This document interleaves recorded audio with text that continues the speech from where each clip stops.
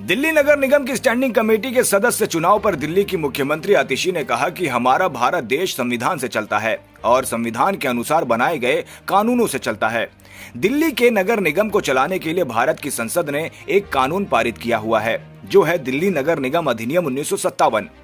उन नियमों कानूनों को हम देखने जाएं तो रेगुलेशन 51, जो कि स्टैंडिंग कमेटी के चुनाव के बारे में है, उसमें स्पष्ट है कि स्टैंडिंग कमेटी के सदस्यों का चुनाव निगम बैठक में होगा। उसकी तारीख, समय और जगह केवल मेयर निर्धारित कर सकती है और निगम बैठक की अध्यक्षता भी केवल मेयर कर सकती है। भाजपा को लोकतंत्र की धज्जियां उड़ाने से कोई फर्क नहीं पड़ता और लोकतंत्र और संविधान की धज्जियां उड़ाते हुए उपराज्यपाल के पास शक्तियां न होते हुए उपराज्यपाल आदेश देते हैं और कमिश्नर वो आदेश मानते हैं।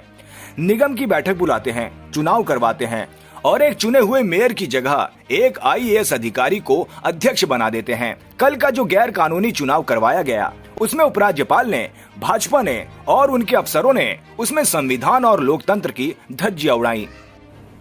जो चुनाव कल भारतीय जनता पार्टी ने कराया, वो चुनाव गैर कानूनी है, वो चुनाव गैर संवैधानिक है और वो चुनाव गैर लोकतांत्रिक है। हमारा देश, भारत देश, संविधान से चलता है और संविधान के अनुसार बनाए गए कानूनों से चलता है। दिल्ली के नगर निगम को चलाने के लिए भारत के पार्लियामेंट ने, संसद ने एक कानून पारित किया हुआ है, जो है दिल्ली म्युनिसिपल कॉरपोरेशन एक्ट 1957। उस दिल्ली म्युनिसिपल कॉरपोरेशन एक्ट 1957 के तहत कई सारे नियम, कानून, बायलॉज बने हुए हैं जिससे एमसीडी चलती है। जो इसमें सबसे महत्वपूर्ण है वो है Delhi municipal corporation procedure and conduct of business regulations 1958। यानी दिल्ली नगर निगम में होने वाली कोई भी कार्यवाही संविधान के अनुसार बने हुए दिल्ली म्युनिसिपल कॉरपोरेशन एक्ट और उस एक्ट के तहत बने हुए रेगुलेशंस के अनुसार होना होगा।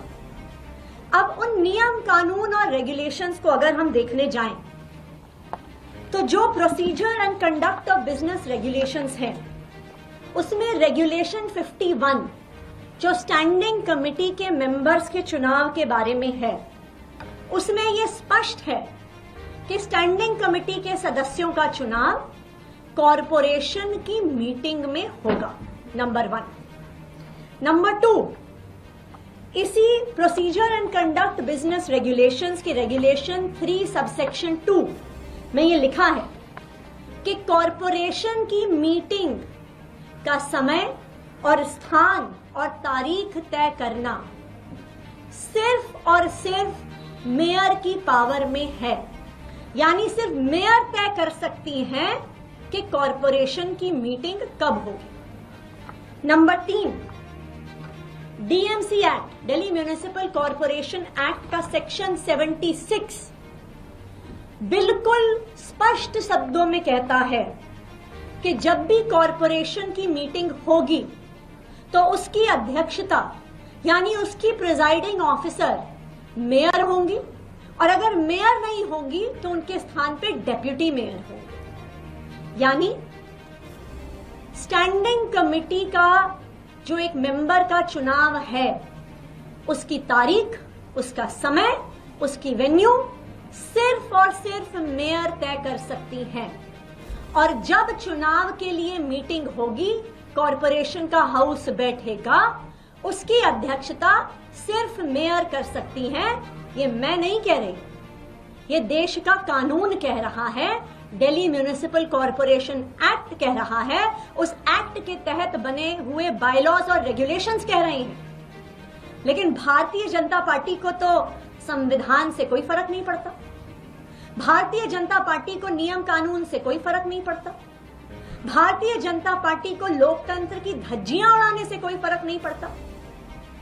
और लोकतंत्र, संविधान और कानून की धज्जियां उड़ाते हुए एलजी साहब के पास पावर ना होते हुए एक आईएएस अफसर जो कमिश्नर है, उसके पास मीटिंग बुलाने की पावर ना होते हुए एलजी साहब आदेश देते हैं, कमिश्नर वो आदेश मानते हैं। बिना पावर हुए, बिना किसी कानून, बिना किसी संविधान में कमिश्नर की पावर हुए, वो कॉरपोरेशन की मीटिंग बुलाते हैं, चुनाव करवाते हैं और एक चुने हुए मेयर या डेप्यूटी मेयर की जगह एक आईएएस अधिकारी, एक एडिशनल कमिश्नर को प्रिजाइडिंग ऑफिसर बना देते हैं।